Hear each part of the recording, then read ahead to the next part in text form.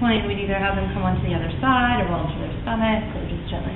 Let's do the other side. You want to do the other side? I think so. Second side? Sure. Wow. It's like a visual difference.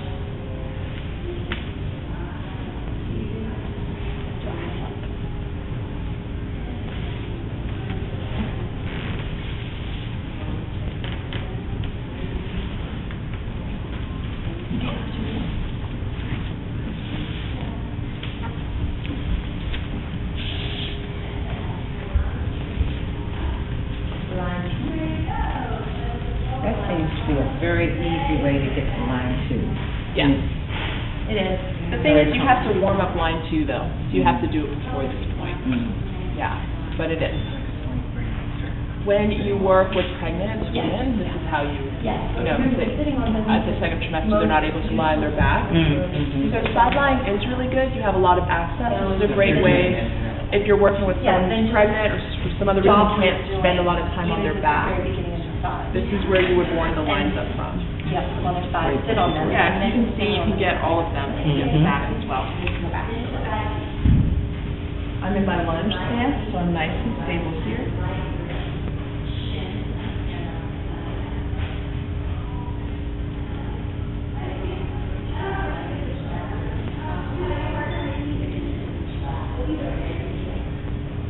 So now I'm on outside line 2.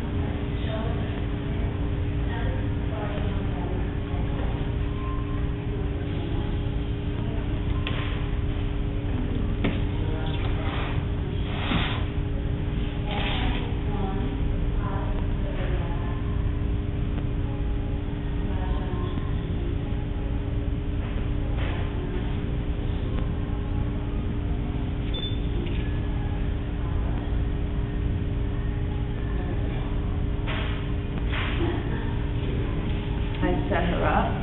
I like to stabilize at the hip ball here.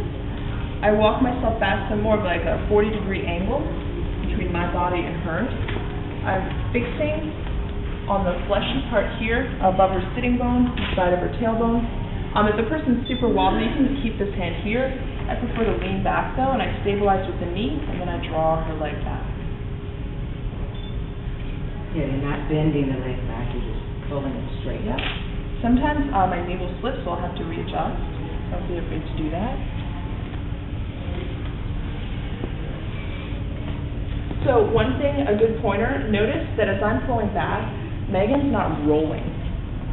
Her hips are stable, they're squared off, and then the stretch comes in. That's what my knee is doing, is keeping her hips level.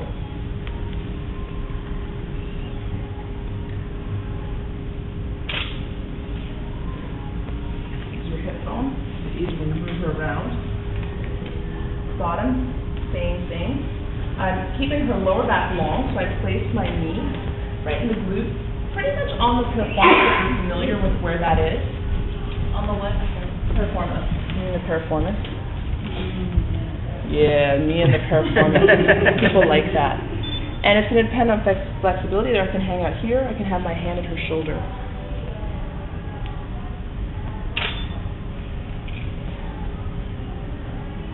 Is that enough for you? Not that much, right? So you can definitely make it deeper. Do you have a motion?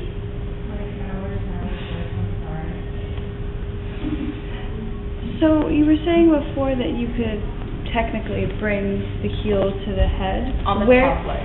On the top. What's your question? Like, where would you place your knee to get out of it? So, you know what I mean? I still would stabilize here. Sometimes they may roll back, that's okay. And I hold her knee so her legs pop up. Okay. And it's more like that. Is that okay? That's beautiful, and that's also very classic Thai. It's really beautiful. But what's really important here is the alignment of your body. So if I'm here, not as effective because she can't. Alright, so I again place my body here, about 40 degrees. Inhale.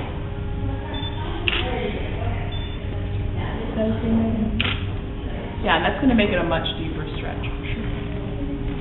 But watch Vanessa's side kinetic as she's getting out of it. Yeah, I hold the hip bone, and bring the knee right back where it started. I sit back.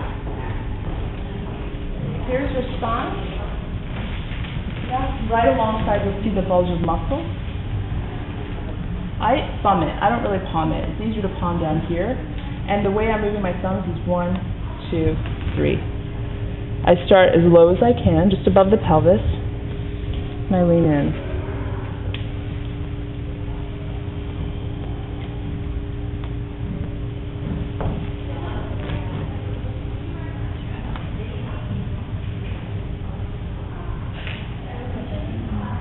You guys see how now she's got this like drop, she's got a slack point in her neck?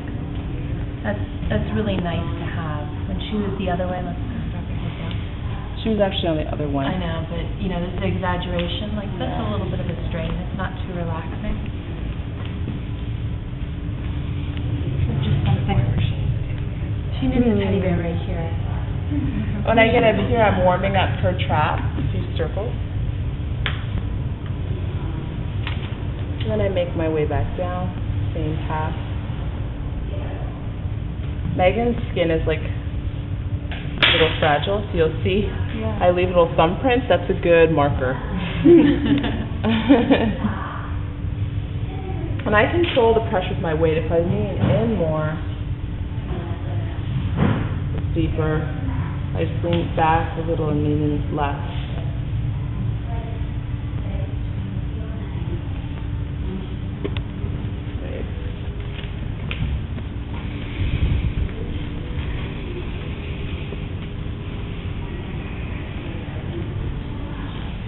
Checked, she's on the edge of her shoulder blade instead of on the shoulder joint. Got a nice angle now because she's been warmed up by what Vanessa was doing. Oh, I didn't do this one. Honestly, when I do the sequence of sideline, this is my last pose. So you can think like we're putting it in here because it works with the way we're co-teaching. But this is also a nice finisher. Hold on to my wrist, keep breath in. What's very important here is that I am stabilizing her leg. Yeah, so her leg's not moving, another deep breath in. And her knees right at that angle, it's the same angle as her hip as we've been practicing in the other twist. Right? Her knee's not down towards her feet at all. Gently bring her back.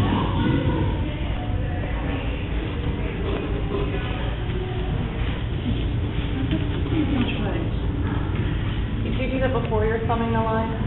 Yeah, so in terms of like sequencing, it will be back bending, and twists are the counter poses to back bend to re-widen the back. So back bends and twisting. You can see why it's nice to have a wide mat. Much harder to work on those mats.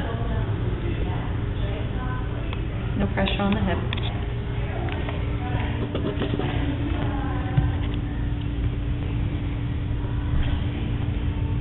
Again, below the spine, heel of my hand just a net erector spinae right below the spine. It's actually in a little drop point before the erector spinae. And indention. Your head, let's get this toes out of their way. Okay, great.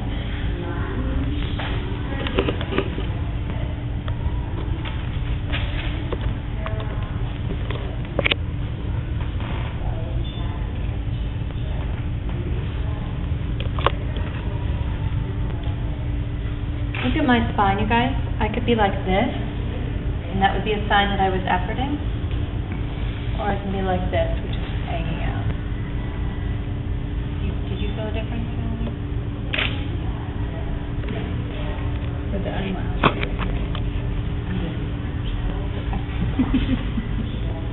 Good out here, or you okay?